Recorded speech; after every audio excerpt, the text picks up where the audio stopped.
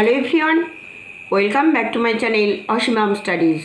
আমার আজকের অসীমাম স্টাডিজের আলোচনার বিষয় একাদশ এবং দ্বাদশ শ্রেণীর আইএসসি সিলেবাসভুক্ত কবিতা কবি সুনীল গঙ্গোপাধ্যায় রচিত যদি নির্বাসন দাও। প্রথমেই আসি কবি সুনীল গঙ্গোপাধ্যায় সম্পর্কে। কবি সুনীল গঙ্গোপাধ্যায়ের জন্ম 1934 খ্রিস্টাব্দের 7ই সেপ্টেম্বর বাংলাদেশের ফরিদপুর জেলায়। তিনি কলকাতা বিশ্ববিদ্যালয় থেকে MA পাশ করেন। তারপর বিভিন্ন রকমের কাজকর্মে অভিজ্ঞতা অর্জন করে আনন্দবাজার পত্রিকায় স্থায়ীভাবে নিযুক্ত হন। 50-এর দশকে প্রকাশিত কৃত্তিবাস পত্রিকার তিনি ছিলেন প্রতিষ্ঠাতা ও সম্পাদক। তার উল্লেখযোগ্য কয়েকটি কাব্যগ্রন্থ হল একা এবং কয়েকজন, আমি কীরকমভাবে বেঁচে আছি, বন্দি জেগে আছো, আমার স্বপ্ন, মন ভালো নেই ইত্যাদি। তিনি নীললোহিত, সনাতন পাঠক এবং নীল উপাধ্যায় এই ছদ্মনামে লিখতেন। কাব্য, উপন্যাস, গল্প সব মিলিয়ে তিনি প্রায় 200 বেশি গ্রন্থ রচনা করেছেন। তিনি আনন্দ, বঙ্কিম এবং সাহিত্য একাডেমি পুরস্কারে ভূষিত হন। এই নীললোহিত, সনাতন পাঠক বা নীল উপাধ্যায় সুনীল গঙ্গোপাধ্যায়ের রচিত কবিতা যদি নির্বাসন দাও। কবি সুনীল গঙ্গোপাধ্যায় যদি নির্বাসন দাও কবিতার মধ্যে যেটা বলতে চেয়েছেন যে তার জন্মভূমি বাংলাদেশ, তিনি ভালোবাসেন জন্মভূমিকে। আমাদের দুজন মা, একজন গর্ভধারিণী মা, একজন দেশমা। কবিও তাই এই দেশকে মা হিসেবে ভেবে নিয়ে তিনি বলেছেন জননী জন্মাভূমিশ্চ স্বর্গাদপি করিয়সী। তাই তিনি এই দেশ থেকে পালাতে চান না, কারণ এই দেশ তার মা, দেশকে তিনি চরমভাবে ভালোবাসেন। তিনি দেশপ্রেমিক, তিনি বিপ্লবী, তিনি দেশমাতৃকার সন্তান, দেশভক্ত। তাই তিনি বলেছেন যদি তাকে এই দেশ থেকে চলে যেতে হয় তাহলে তিনি ওষ্ঠে অর্থাৎ ঠোঁটে অঙ্গুরি ঠুকিয়ে অর্থাৎ আংটি ঠেকিয়ে তিনি মারা যাবেন, কারণ এই বাংলাদেশ থেকে তিনি কোনো মতেই বেরোতে চান না। তার মৃতদেহ যেন এই বাংলাদেশের মাটিতেই থাকে। তাই তিনি বলেছেন আমার বেশি কিচ্ছু চায় না, শুধু চাই 3.5 হাত ভূমি। এখানে ভূমি বলার অর্থ তিনি জমি বলেননি, ভূমি বলেছেন, কারণ ভূমি মানে মাটি, আর মাটি হলো আমাদের মা। তিনি মৃত্যুর পরে তাই 3.5 হাত জমি চেয়েছেন, অর্থাৎ মৃত্যুর পরে আমাদের কবর দেওয়ার জন্য যে 3.5 হাত জায়গা লাগে ওই জায়গাটুকু পেলেই তিনি খুশি। এই কবিতাটি দেশ বিভাগের আগে রচিত হয়েছে। দেশে যখন দাঙ্গা হাঙ্গামা চলছে, দেশ বিভাগ হবে, ঠিক সেই সময় কবি এই কবিতাটি রচনা করেছেন বলে তিনি সেই সময়ের যে অত্যাচার, যে রক্তারক্তি, হানাহানি, মারামারি, কাটাকাটি, সে কথাটাই তিনি তুলে ধরেছেন। কারণ এই অত্যাচারের জন্য বা এই দেশ বিভাগের জন্য তাদেরকে অনেককেই সেই বাংলাদেশ ছেড়ে পশ্চিমবাংলা বা পশ্চিমবাংলা থেকে বাংলাদেশে চলে যেতে হয়েছে। প্রকৃতপক্ষে এই বাংলা অর্থাৎ যে বাংলার কথা কবি বলেছেন সে হলো অবিভক্ত বাংলা, এ আমারই বাংলাদেশ এ কথা বলেছেন। প্রকৃতপক্ষে পশ্চিমবাংলা এবং পূর্ব বাংলা এই দুই বাংলা নিয়েই হলো বাংলাদেশ। কবি এই পূর্ব বাংলায় বাস করে তিনি এরকম কথা বলেছেন যদি তাকে ওই পূর্ব বাংলা থেকে চলে যেতে হয় তাহলে তিনি চলে যাবেন না, কারণ মাকে ফেলে যাওয়া অর্থাৎ জন্মভূমিকে ফেলে যাওয়া তার পক্ষে সম্ভব নয়। তিনি ওই জন্মভূমিতেই ওষ্ঠে অঙ্গুরি ঠেকিয়ে অর্থাৎ আংটি ঠেকিয়ে মারা যাবেন, এবং তার জন্য তিনি 3.5 হাত ভূমি চান শুধুমাত্র, আর কিচ্ছু নাই। কারণ মৃত্যুর পরে কবর দেওয়ার জন্য আমাদের 3.5 হাত জায়গায় যথেষ্ট। এখানে মাটি না বলে তিনি ভূমি বলেছেন। ভূমি অর্থাৎ মাটি এবং মা, দেশ মা। জননী জন্মভূমিশ্চ স্বর্গাদপি করিয়সী, জননী এবং জন্মভূমি স্বর্গের চেয়েও শ্রেষ্ঠ। এখানে কবি সেটা দেখিয়েছেন। কবি সুনীল গঙ্গোপাধ্যায় বাংলাদেশের কবি, তাই বাংলাদেশ থেকে তিনি অন্য কোথাও যেতে চান না। সেই যে অবিভক্ত বাংলাদেশ অর্থাৎ পূর্ব বাংলা এবং পশ্চিম বাংলা সেই অবিভক্ত বাংলাদেশের কবি তিনি। তাই তিনি চান সেই গোটা বাংলাকে, অর্থাৎ ওই বাংলা থেকে তিনি কোথাও চলে যেতে চান না। যদি তাকে একান্তই চলে যেতে হয়, ওষ্ঠে অঙ্গুরি ছুঁয়ে অর্থাৎ বিষ পান করে তিনি মারা যাবেন। প্রকৃতপক্ষে এই অঙ্গুরি আমাদের শরীরের অঙ্গশোভা অর্থাৎ ভূষণ হিসেবে ব্যবহার করা হয়। আবার এই অঙ্গুরি ছুঁয়ে মৃত্যুর কথাও আছে, কারণ আগেকার দিনে এই অঙ্গুরি অর্থাৎ আংটির মধ্যে বিষ লুকিয়ে রাখা হতো। সেরকম কোনো পরিস্থিতি এলে বা কোনো রকম অত্যাচারিত হতে হলে তারা ওষ্ঠে অঙ্গুরিটা ছুঁয়ে মৃত্যুবরণ করে নিত, অর্থাৎ আত্মহত্যা করত। সেই কথা প্রসঙ্গেই এই অঙ্গুরি ছুঁয়ে বিষ পানের কথা বলা হয়েছে। এই যদি নির্বাসন দাও, অর্থাৎ যদি আমাকে আমার মাতৃভূমি থেকে, আমার জন্মভূমি থেকে আমাকে বিদায় নিতে পারো, তাহলে আমি ওষ্ঠে অঙ্গুরি ছুঁয়ে মারা যাব। কারণ আমি আমার জন্মভূমিকে পেলে, আমার মাকে পেলে আমি যেতে পারবো না কোথাও। এটাই কবি এই কবিতার মধ্যে বলে দিয়েছেন। কারণ এই মায়ের সঙ্গে যেমন আমাদের নারীর সম্পর্ক, এই দেশের সঙ্গেও তেমনি আমাদের আত্মিক সম্পর্ক রয়েছে। এই দেশেই কবি জন্মগ্রহণ করেছেন, এই দেশেই কবি দেখেছেন নানা পাখি, গাছপালা, ফুল ফল ইত্যাদি। এবং কবি এটাও বলেছেন যে স্মৃতি তুমি প্রতারক। প্রকৃতপক্ষে এখানে ইনসাল্ট করা হলেও ইনসাল্ট কিন্তু করা হয়নি। প্রকৃতপক্ষে তিনি স্মৃতিকে সম্মান জানিয়েছেন, কারণ কবি ভুলতে পারেননি সেই লুঠেরাদের কথা, সেই নদীর কথা। আজও মানুষ নদীতে প্রণাম করতে গেলে, নদীতে স্নান করতে গেলে নদীকে প্রণাম করে, সে কথাও বলেছেন কবি। তাই কবি যে ভোলেননি, সেই যে ছোট্ট ছেলেটি স্কুলে যায়, সেই স্কুলে যাওয়ার ঘটনাও কবি ভোলেননি। এই কারণে কবি বলেছেন স্মৃতি তুমি বড় প্রতারক। প্রকৃতপক্ষে স্মৃতি প্রতারক নয়, এই উদ্দেশ্যেই কবির এই ধরনের কথা। কবিতাটিতে কবির বাংলাদেশে জড়ানো সমস্ত স্মৃতির কথা জড়িয়ে আছে এবং সেই কথা প্রসঙ্গেই এই কবিতাটির নাম দেওয়া হয়েছে যদি নির্বাসন দাও। অর্থাৎ আমাকে এই বাংলাদেশে থেকে তোমরা চিরবিদায় দাও, তবে আমি বিদায় নেব না। আমি ওষ্ঠে অর্থাৎ ঠোঁটে অঙ্গুরি ছুঁয়ে অর্থাৎ আংটি ছুঁয়ে বিষ পান করে মারা যাব, তবুও ভালো। তার জন্য আমার কিচ্ছু চাই না, শুধু চাই 3.5 হাত ভূমি। এই কথাটি তিনি অনেকবার ব্যবহার করেছেন। কারণ এই ভূমি কথাটি 3 বার ব্যবহার করার এটাই উদ্দেশ্য যে এ আমার মা, আমার গর্ভধারিণী মায়ের মতো এই বাংলাদেশও আমার মা। সুতরাং আমার এই দেহ যেন বাংলাদেশেই থাকে। আমার একটা মানুষের মৃত্যুর জন্য বা কবর দেওয়ার জন্য 3.5 হাত জায়গায় যথেষ্ট। তাই কবি বলেছেন আমারই 3.5 হাত ভূমি। তাই কবি সেখান থেকে কোথাও যেতে চান না। এই বাংলাদেশের বুকেই ওষ্ঠে অঙ্গুরি ছুঁয়ে বিষ পান করে মৃত্যুবরণ করে বাংলাদেশের মাটিতেই থাকতে চান। এটাই কবিতার মূল বিষয়বস্তু। দেখো কবিতায় কি বলছেন কবি। যদি নির্বাসন দাও, আমি ওষ্ঠে অঙ্গুরি ছোঁয়াবো, আমি বিষ পান করে মরে যাব।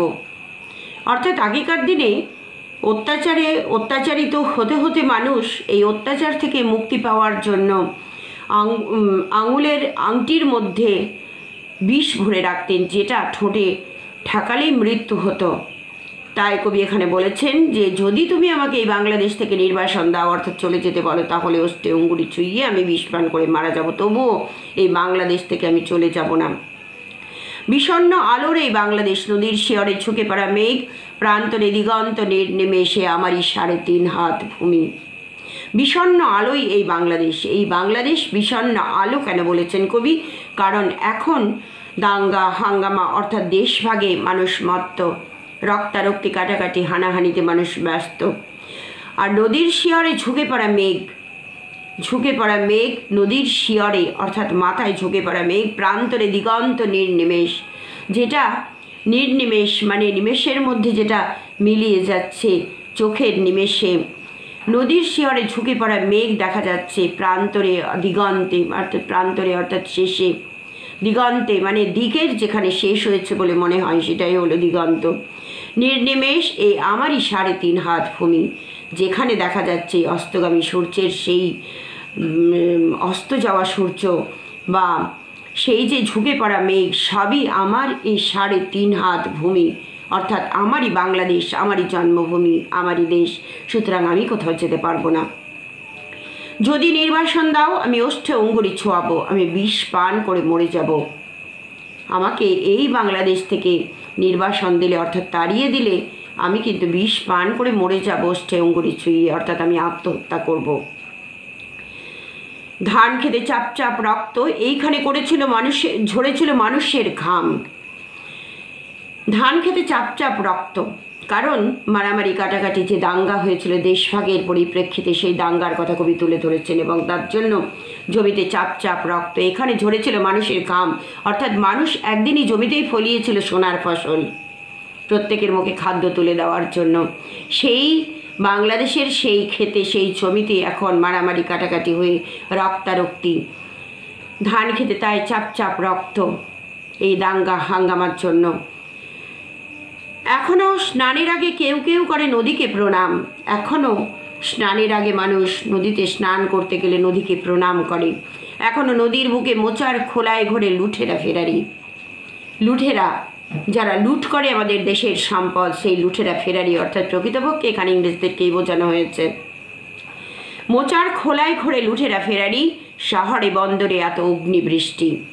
তাই শহরে বন্দরে গ্রামে এখানে চলছে অগ্নিবৃষ্টি, অর্থাৎ আগুনের হালকা, অর্থাৎ বন্দুকের আওয়াজ বা বন্দুকের গুলি কামান, এগুলো বোঝাতেই বলা হয়েছে যে এত অগ্নিবৃষ্টি অর্থাৎ আগুনের বৃষ্টি, এখানে গুলিগালাজ চলেছিল দেশ বিভাগের পরিপ্রেক্ষিতে, একথা বোঝাতেই কবি এরকম কথা বলেছেন।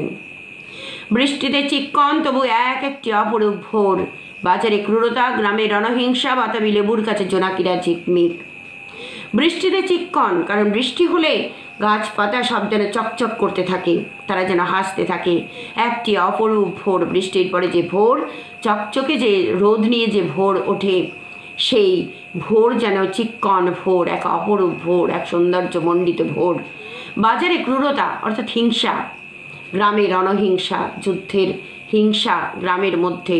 বাতাবি লেবুর কাছে জোনাকিরা ঝিকমিক, কিন্তু তবুও ওই বাতাবি লেবুর কাছে জোনাকিরা ঝিকমিক করে, কারণ তারা জানে না এই দেশ বিভাগে দাঙ্গা হাঙ্গামায় রক্তারক্তি মারামারি কাটাকাটির কথা। তারা একেবারেই নিষ্পাপ, তারা এসবের মধ্যে থাকেই না। খেলা, ঝিকমিক খেলা, বিশাল প্রাসাদে বসে কাপুরুষতার মেলা, বুলেট ও বিস্ফোরণ, ষড়তঞ্চকের এত ছদ্মবেশ, রাত্রির শিশিরে তবু কাঁপে ঘাস ফুল। বিশাল প্রাসাদে বসে কাপুরুষতার মেলা, অনেকে সেই প্রাসাদে বসে কি করে দেশটাকে ভাগ করা যায়, কি করে দুজনের ভালোবাসাটাকে ভাগ করা যায়, দুজনেরকে আলাদা করা যায়, এক মাকে কেটে দুভাগ করা যায়, সেটা ভাবনায় ব্যস্ত এই লুঠেরা ফেরারিদের, অর্থাৎ ইংরেজদের কথা বলা হয়েছে এখানে। বুলেট ও বিস্ফোরণ, ষড়তঞ্চকের এত ছদ্মবেশ, ষড়তঞ্চক যারা প্রতারণা করে আমাদের দেশটাকে দুভাগ করেছে, যারা হিংসা করে আমাদের দেশটাকে দুভাগ করেছে, সেই ইংরেজদের এখানে ষট ও তঞ্চক বলা হয়েছে। রাত্রির শিশিরে তবু কাঁপে ঘাস ফুল, এ আমারই 3.5 হাত ভূমি। রাত্রির শিশিরে তবুও কিন্তু ঘাস ফুল ফোটে, তারা হাসে, কারণ এই প্রকৃতির আশ্চর্য সৃষ্টি, এর থেকে মুক্তি নেই। যদিও মানুষে মানুষে হিংসা, গ্রামে রণহিংসা, শহরে বুলেটের আওয়াজ, প্রাসাদে প্রাসাদে কাপুরুষতার মেলা, তবুও ঘাস ফুল ফোটে, রাত্রে শিশির পড়ে। এ আমারই 3.5 হাত ভূমি, অর্থাৎ এই ভূমি ছেড়ে আমি কোথাও যেতে পারবো না। এই বাংলাদেশেই আমার 3.5 হাত ভূমি আছে। যদি নির্বাসন দাও আমি ওষ্ঠে অঙ্গুরি ছোঁয়াবো, আমি বিষ পান করে মরে যাব। এই 3.5 হাত ভূমি আমায় দিও, কারণ এখান থেকে আমাকে চলে যেতে বললে, আমাকে বিদায় নিতে বললে আমি কিন্তু তা পারবো না, কারণ এ আমারই বাংলাদেশ, এ আমারই 3.5 হাত ভূমি। কুয়াশার মধ্যে এক শিশু যায় ভোরের স্কুলে, নিথর দিঘির পারে বসে আছে বক, আমি কি ভুলেছি সব? স্মৃতি তুমি এত প্রতারক। কবি এখানে ইনসাল্টের ভঙ্গিতে বলেছেন, কুয়াশার মধ্যে এক শিশু যায় ভোরের স্কুলে। কবি দেখেছেন ছোটবেলায় কুয়াশার মধ্যেও এক শিশু ভোরের স্কুলে যাচ্ছে। নিথর দিঘির পারে বসে আছে বক, এই বককে কবি বসে থাকতে দেখেছেন। কবি কি ভুলেছেন এসব? কারণ কবি মনে আছে সব কিছু, তাই কবি বলেছেন, স্মৃতি তুমি এত প্রতারক, তুমি কি আমাকে ভুলিয়ে দিতে চাও, বা তুমি কি আমাকে কেন মনে করিয়ে রেখেছো এটা? তার মানে কবি এটাই বলতে চেয়েছেন যে স্মৃতি প্রতারক নয়। আর সেই কারণেই কবির এত কথা মনে আছে। ছেলেবেলার সেই ছোট্ট শিশুর স্কুলে যাওয়ার কথা, সেই পুকুরের ধারে বক বসে থাকার কথা সমস্ত মনে আছে। কবি কিন্তু এগুলো ভুলতে পারেননি। আমি কি দেখিনি কোনো মন্থর বিকেলে শিমুল তুলোর ওড়াউড়ি? কোনো মন্থর বিকেলে শিমুল তুলোর ওড়াউড়িও দেখেছেন, কারণ কবি গ্রামের ছেলে, বাংলাদেশের সন্তান। শিমুল তুলোর ওড়াউড়ি দেখেছেন কবি।